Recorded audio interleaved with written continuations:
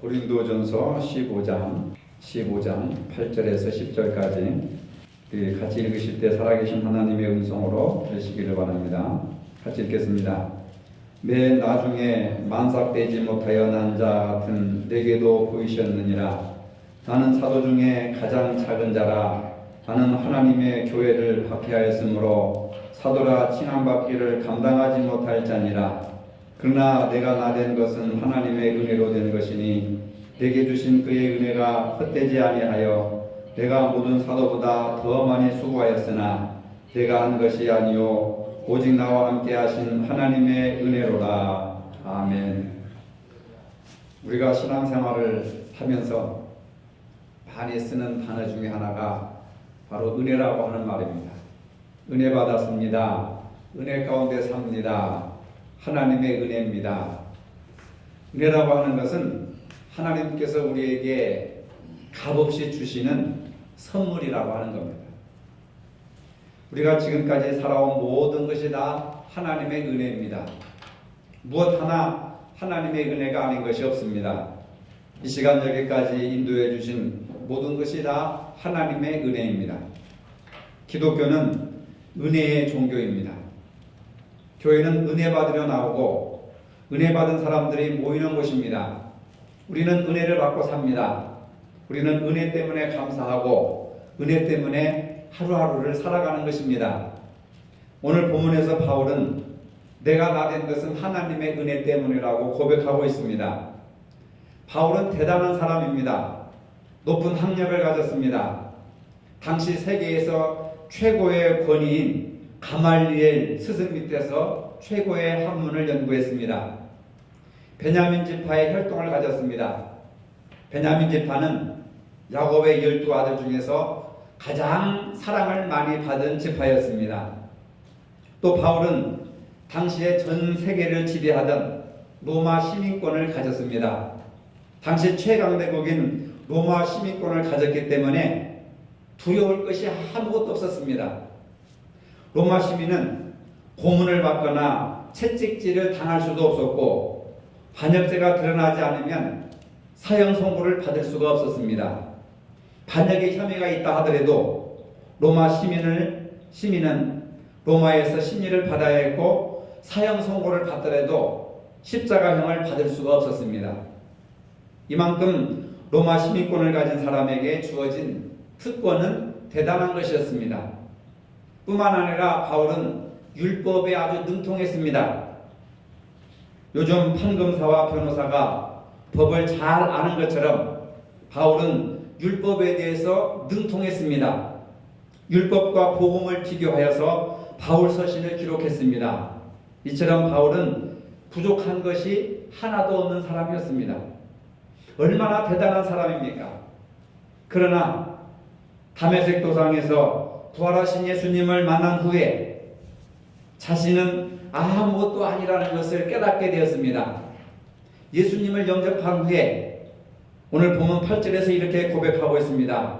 맨 나중에 만삭되지 못하여 난 자 같은 내게도 보이셨느니라. 하나님 앞에서 자신을 팔싹둥이라고 생각을 하게 된 것입니다. 바울은 부활하신 예수님을 만난 후로 이런 모든 특권을 배설물같이 버렸다고 했습니다. 그는 예수님을 믿고 이름을 바꿨습니다. 본명은 사울입니다. 이스라엘 왕국의 초대 임금이 사울이었습니다. 사울이라고 하는 이름의 뜻은 위대한 자 또는 큰 자라고 하는 뜻을 가지고 있습니다. 그런 이름을 버리고 바울이라고 하는 이름을 가졌습니다. 바울이라고 하는 이름은 작다, 부족하다, 작은 자라고 하는 뜻입니다. 그렇게 위대하게 보이던 자신이 하나님 앞에 서 보니까 너무 부족하고 너무 작은 자임을 알게 되었습니다. 자신은 사도들 가운데 가장 작은 자요 사도라 불릴 자격도 없다고 고백을 하고 있습니다. 세상에서 그처럼 크게 보이던 인생이 하나님 앞에 작게 보였습니다. 거듭난 사람이 바라본 인생은 바로 이런 것입니다. 우리는 재산이나 사회적 지위 때문에 자신을 남보다 큰 자로 생각할 수도 있습니다. 그것 때문에 하나님 은혜를 깨닫지 못할 때가 있습니다. 그러나 생각해보면 우리가 지금 누리고 소유하고 있는 모든 조건은 다 하나님이 주신 것입니다. 내가 만든 것이 아닙니다. 나의 직업과 가족과 교회를 주신 분도 다 하나님의 은혜라고 하는 것입니다. 내가 예수님을 구주로 믿게 된 것도 하나님의 은혜입니다. 내가 신앙심이 있어서 주님을 선택한 것이 아닙니다. 하나님이 나를 선택해 주셔서 하나님의 자녀가 된 것뿐입니다. 우리는 이러한 사실을 깨닫게 될 때에 추호도 자만하거나 낙심할 필요가 없는 것입니다. 다만 내 인생을 오늘에 이르기까지 선물로 주신 하나님께 감사할 뿐입니다. 우리가 어떻게 구원받았습니까? 남보다 뛰어난 것이 있어서 구원받은 것이 아닙니다. 구원받을 만한 특별한 자격이 있어서가 아닙니다. 우리는 본질상 진노의 자녀였습니다. 아무 공로가 없습니다. 내세울 만한 것이 없습니다. 그럼에도 우리를 선택해 주신 것은 하나님의 은혜인 것입니다. 하나님의 은혜가 아니었더라면 오늘 우리가 어떻게 이 자리까지 나올 수 있고 우리가 이렇게 살아갈 수가 있겠습니까? 우리가 하나님 은혜를 받았음에도 그 은혜를 깨닫지 못할 때가 많이 있습니다. 예수를 믿는다고 해도 늘 불평과 불만 때문에 불행한 삶을 살아가는 사람들이 많이 있습니다. 은혜를 모르기 때문에 하나님을 멀리할 수도 있습니다. 교회를 멀리하게 됩니다. 인간관계가 틀어집니다. 세상을 부정적인 시각으로 바라보게 됩니다. 바울은 오늘 본문에서 내가 나 된 것은 하나님의 은혜로 된 것이니 내게 주신 그의 은혜를 헛되지 않게 하기 위해서 내가 모든 사도보다 더 많이 수고하였다. 하나님의 은혜를 깨닫고 나서부터는 내가 모든 사도보다 더 많이 고생을 하였다 하는 고백을 하고 있습니다. 바울은 주님께서 말할 수 없는 사랑과 긍휼을 입혀주셔서 구원받게 되었고 사도라 부름받게 되었다고 하는 것을 고백하고 있습니다. 즉 하나님의 일을 하고 있는 것에 대해서 감사하고 있습니다. 그렇기 때문에 하나님을 위해서 헌신하고 있다고 하는 것, 봉사하고 있다는 것, 충성하고 있다는 것, 그것에 대해서 감사하고 있습니다. 은혜를 깨달았기 때문에 다른 사도보다 더 많이 수고하였다고 말하고 있습니다. 모든 것이 하나님 은혜라 생각하는 사람들은 어떠한 형편에 처하든지 남들보다 더 많이 수고하려고 합니다. 하나님의 은혜를 깨달은 사람은 교회에 일찍 나오고 교회를 내 집처럼 아끼고 사랑합니다. 어려울 때 책임감을 갖습니다. 열심히 봉사합니다. 성도 간의 화목한 관계를 유지하도록 노력합니다. 서로 섬기며 즐거움으로 신앙생활을 하게 되는 것입니다. 그런데 이러한 은혜를 우리가 알기는 아는데 왜 그 은혜 가운데 살지 못하고 안 되는 이유가 무엇일까? 그런 것들을 고민하면서 생각해 본 분들이 많이 계실 것입니다. 기독교 작가 중에 필립 얀시라고 하는 유명한 작가가 쓴 하나님께 대한 실망이라는 책 속에 답이 들어 있습니다. 그는 이 책에서 우리가 하나님에게 실망하는 이유를 세 가지로 들어 설명하고 있습니다. 신앙생활을 하는 사람들이 왜 하나님께 실망을 하게 되느냐? 첫째로 세상이 공평하지 못하게 보일 때, 남은 잘 되는데 왜 우리는 안 되는가? 남의 자식은 다 성공하고 좋은 데 취직하고 잘 사는 것 같은데 왜 우리 가정만, 왜 나만 이 모양 이 꼴인가? 억울한 마음이 생기기 때문에 하나님께 대해서 실망을 하게 된다는 것입니다. 둘째로 하나님이 침묵하실 때, 무슨 문제를 가지고 어려운 일이 있을 때 열심히 하나님 앞에 기도를 했는데 응답이 되지 않을 때, 도대체 하나님은 어디에 관심을 가지시고 왜 내 기도를 들어주시지 않는가? 나가서 더 깊이 절망하다가 하나님은 존재하시는가? 의심이 생기는 겁니다. 하나님께서 우리의 기도에 침묵하실 때 성도들이 하나님께 실망을 하게 된다는 것입니다. 그리고 세 번째로 비슷한 말 같은데 하나님이 숨어 계시다고 생각할 때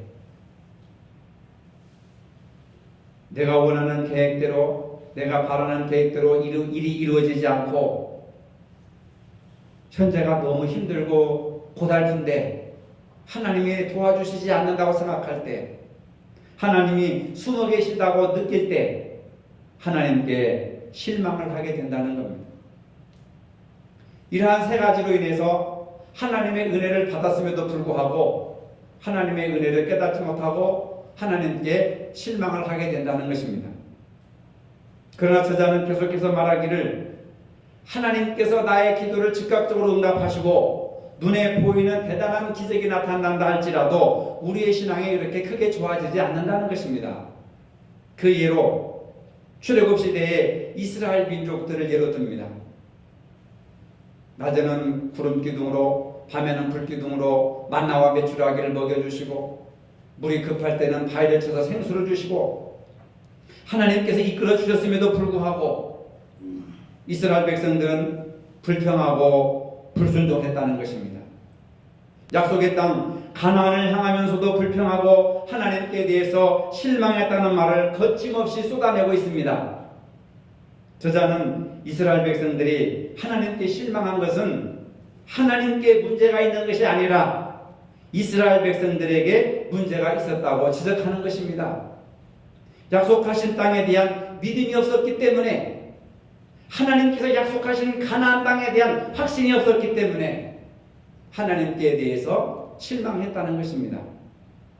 오늘 우리가 하나님께 불평하고 실망하는 이유는 대부분 자신은 최선을 다했다고 생각을 하기 때문에 그렇습니다. 그런데 내 계획대로 되지 않는 현실에 대해서 불평하고 실망을 합니다. 필리미안 씨는 스스로 의롭다 여기고 스스로 자기 공로를 내세울 때 하나님께 실망하게 된다고 말하고 있습니다. 하나님께서 내가 원하시는 대로 응답해 주시지 않는다 할지라도 실망하거나 낙심하지 말아야 되는 것입니다. 왜냐하면 하나님 생각과 우리 인간의 생각에는 너무나도 큰 차이가 있기 때문에 그렇습니다. 계획대로 되지 않아서 괴로운 그 상황까지 하나님께 다 맡기는 것이 진정한 믿음이라고 하는 것입니다. 지금 어렵고 뜻대로 되지 않는다고 포기하지 말아야 합니다. 원망하지 말아야 합니다. 불평하지 말아야 합니다. 하나님께 실망을 하지 말아야 하는 것입니다. 은혜로 산다는 것은 바로 행복하게 사는 것입니다. 은혜라고 하는 말은 헬라어로 카리스라고 하는 말을 씁니다. 이 카리스라고 하는 말은 즐거움, 아름다움, 만족, 행복 이 네 가지 뜻으로 사용되고 있습니다. 은혜 받은 자는 행복과 즐거움을 누리며 산다는 것입니다. 하나님 은혜를 받은 사람, 은혜로 사는 사람은 실패와 좌절과 절망에 처하더라도 하나님께 소망을 갖고 하나님께서 베풀어 주신 그 은혜를 생각하면서 행복하게 살아가는 것입니다. 복음성가 중에 그리 아니하실지라도라는 노래가 있습니다. 가사를 보면 이렇습니다. 그리 아니하실지라도 감사해요. 주님 뜻을 믿기 때문이죠. 그리 아니하실지라도 사랑해요. 합력하여 선을 이루어요. 언제나 나를 향한 신실한 사랑, 우리를 향한 그 크신 사랑, 우리가 함께 높이며 주를 찬양해 할렐루야 하나님께 영광. 이것이 바로 그리 아니하실지라도 하나님 앞에 감사하는 그러한 은혜의 자세를 말하고 있는 것입니다. 은혜로 사는 사람은 내 뜻과 계획대로 되지 않을지라도 오히려 감사하는 것입니다. 왜? 주님을 믿기 때문에, 주님의 뜻을 믿기 때문에 내 뜻대로 계획대로 되지 않을지라도 감사하는 것입니다. 언제나 나를 향한 진실한 사랑이 있습니다. 우리를 향한 크신 사랑이 있습니다. 그렇기 때문에 우리를 향한 진실한 사랑, 크신 사랑을 향하여서 하나님을 높이며 찬양해야 하는 것이 하나님의 은혜 가운데 사는 사람의 자세라고 할 수 있습니다. 오직 하나님께 영광을 돌리며 사는 것이 은혜로 사는 것입니다. 예수 그리스도를 믿고 사는 사람들은 바로 행복한 사람입니다. 가브리엘 천사가 마리아를 찾아와서 이렇게 말합니다. 은혜를 받은 자여 평안할지어다. 은혜를 받은 자여 평안할지어다. 이 평안할지어다라고 하는 말은 기뻐할지어다 라고 하는 뜻입니다. 하나님 은혜는 기뻐하고 행복하게 하는 것입니다. 찬송가 310장에 보면 하나님의 은혜로 이 쓸데없는 자 왜 구속하여 주시는지 난 알 수 없도다. 하나님께서 나를 왜 사랑하시고 왜 구원하시고 여기까지 인도하시는지 나는 그 이유를 잘 모릅니다. 그것은 전적인 하나님의 은혜라고 하는 것입니다. 모든 것이 하나님의 은혜일 뿐입니다. 하나님의 은혜일 뿐입니다 라고 고백하며 사시기를 바랍니다. 여러분들은 무엇이 복이라고 생각하십니까? 부자로 사는 것이 복입니다. 건강하게 오래 사는 것도 복입니다. 자식들이 잘 되는 것도 복입니다. 그러나 성경에서는 예수를 영접한 사람이 복받은 사람입니다. 예수를 잘 믿는 것이 축복인 줄로 믿으시기를 바랍니다. 은혜 받아 행복하게 살아가는 것이 복입니다. 근데 많은 성도들 머릿속에는 이러한 것은 복이 아니고 눈에 보이고 세상 사람들이 존경하고 우러러볼 만한 그런 것을 복이라고 생각을 하는 경우가 많이 있습니다. 그렇기 때문에 하나님께서 참으로 주시고자 원하시는 그 은혜와 축복을 우리가 받아 누리지 못할 때가 많이 있습니다. 은혜 받은 자의 삶이 최고의 복된 삶이라고 하는 겁니다. 엘리사벳이 세례 요한을 임신하고 마리아를 방문하여 이렇게 말합니다. 여자 중에 내가 복이 있도다. 여자 중에 내가 복이 있도다. 오늘 여러분들에게도 성도 중에 내가 복이 있도다라고 하는 복된 말씀이 임하시기를 바랍니다. 성도 중에 내가 복이 있도다. 은혜로 사는 것은 제한 없는 사랑을 받고 사는 것입니다. 죄 용서받고 영원한 소망을 가지고 사는 것입니다. 그리스도의 은혜는 하나로 묶는 힘이 있습니다. 주님과 연합하고 형제가 하나가 되게 하는 힘입니다.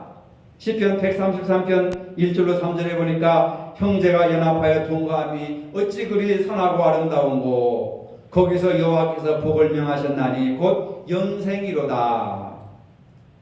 은혜는 연합하게 하는 것입니다. 의견에 달라 갈등하는 것이 아니라 하나가 되게 하는 것입니다. 동일한 생각을 하지 못해도 한 마음이 되게 하는 것입니다. 어려울 때 서로 짐을 나누어 지는 것이 바로 은혜라고 하는 것입니다. 모세가 이스라엘 백성을 이끌고 홍해를 건너고 수르강야를 3일 동안 걸어갔습니다. 마실 물을 얻지 못하다가 마라라고 하는 물이 썩어서 고인 곳에 도착을 했습니다. 물을 마실 수가 없었습니다. 너무 썩고 너무 냄새가 나기 때문에 마실 수가 없었습니다. 마실 물이 없다고 원망하고 불평한 백성들이 우리가 무엇을 마실까?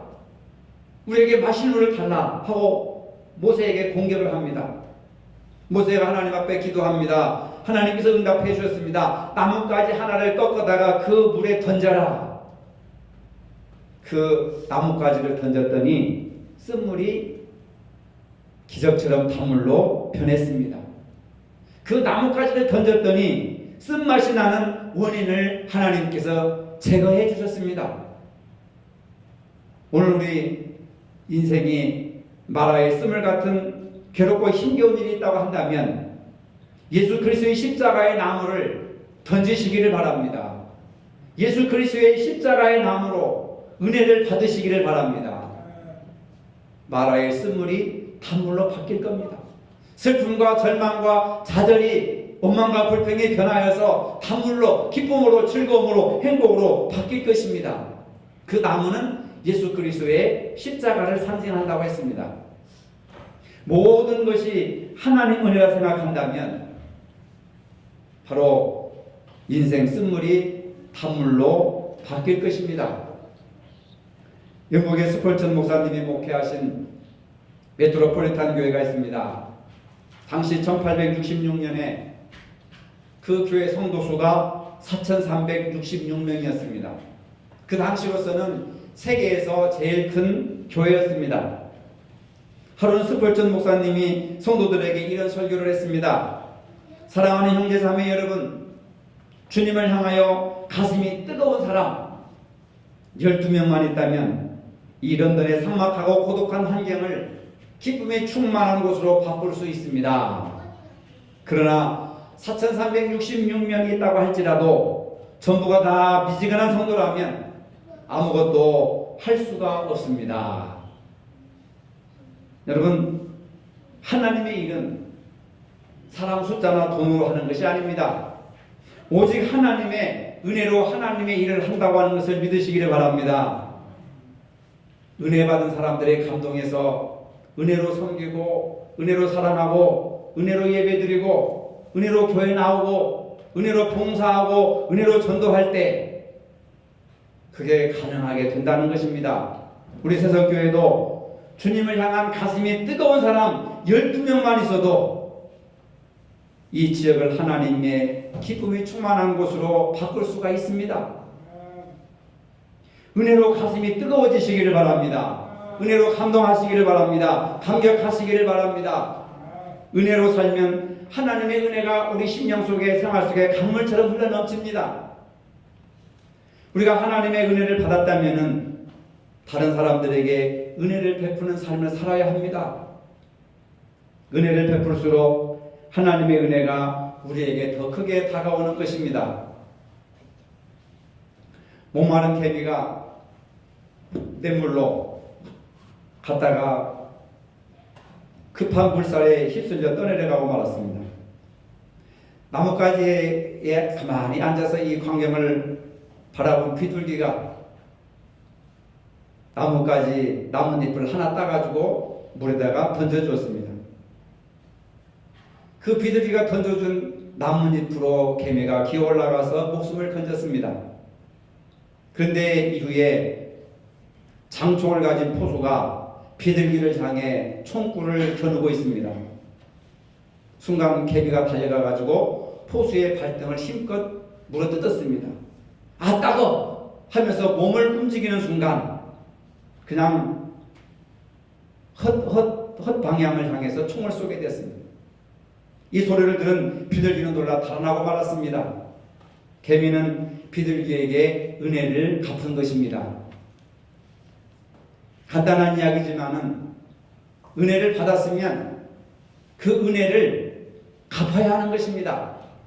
하나님께 은혜를 받았으면 하나님께 은혜를 갚아야 하는 것입니다.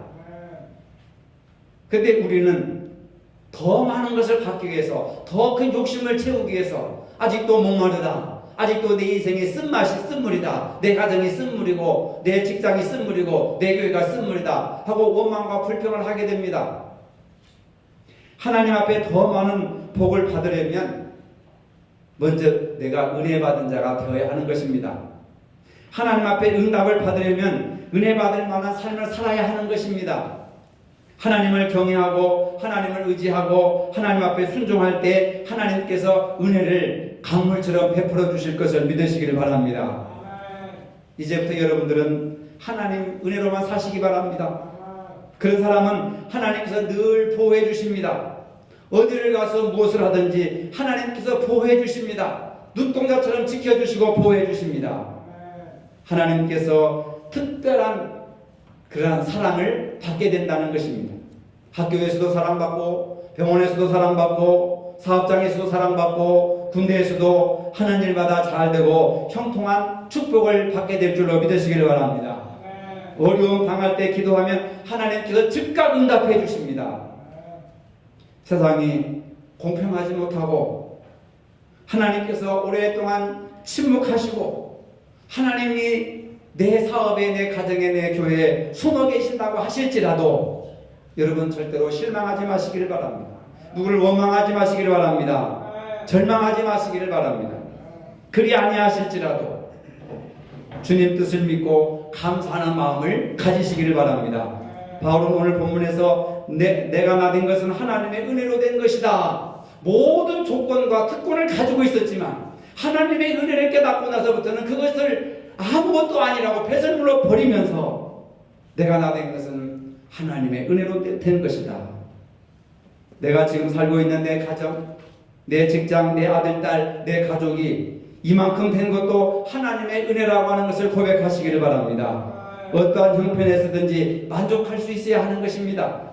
이러한 형편에도 하나님께서 주신 상황이니, 하나님께서 주신 형편이니 은혜로 알고 감사하면 마라의 쓴물을 타물로 바꿔주시고 더 큰 감사가 차고 넘치도록 은혜를 베풀어 주십니다. 여러분, 이제는 은혜로 사시기를 주님의 이름으로 축복합니다. 걸어가신 아버지, 우리가 보고 누리고 있는 모든 것은 하나님께서 값없이 은혜로 주신 선물입니다. 바울은 세상이 부러워할 특권을 가졌으나 예수님을 믿은 후 배설물로 여기고 오직 예수님만 전하는 일에 힘썼습니다. 세상에서 누리는 온갖 특권보다 주님이 더 소중했기 때문에 그렇게 할 수 있었습니다. 사랑하는 주님, 지금 우리 현실 속에서 내 뜻대로 되지 않는다고 절망하지 말고 주님 뜻이 있음을 믿는 은혜로 사는 저희들이 되게 하여 주시옵소서. 예수님 이름으로 기도합니다. 아멘. 이제는 우리 주 예수 그리스도의 은혜와 하나님 아버지의 무한하신 사랑과 성령의 교통하심이 내가 나된 것을 하나님의 은혜임을 고백하며 살기를 원하는 모든 성도들 머리 위에 이제로부터 영원토록 함께 하시기를 축원하옵나이다. 아멘.